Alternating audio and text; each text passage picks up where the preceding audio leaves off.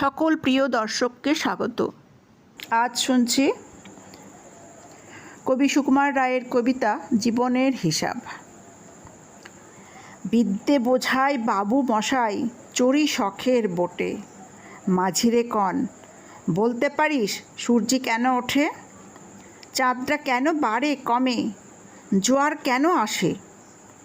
বৃদ্ধ মাঝি অবাক হয়ে ফেল ফেলিয়ে হাসে।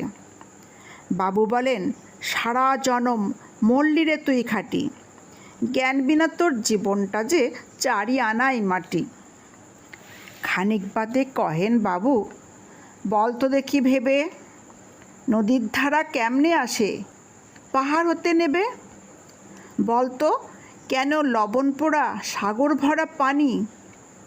মাঝি সে কয়, আরে মশাই অত কি আর জানি।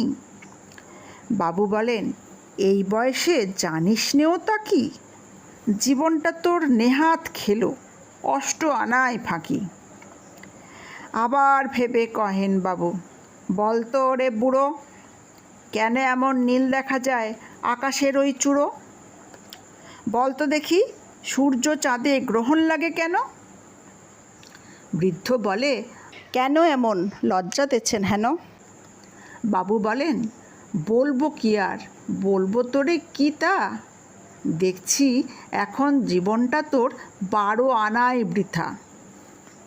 খানিক বাদে ঝড় উঠেছে, ঢেউ উঠেছে ফুলে। বাবু দেখেন নৌকাখানি ডুবলো বুঝি তুলে। মাঝিরে কন, এ কি আপদ, ওরে ও ভাই মাঝি, ডুবলো নাকি নৌকা এবার, মরবো নাকি আজই। মাঝি শুধায়, সাঁতার জানো। মাথা নাড়েন বাবু। মূর্খ মাঝি বলে, মশাই এখন কেন কাবু।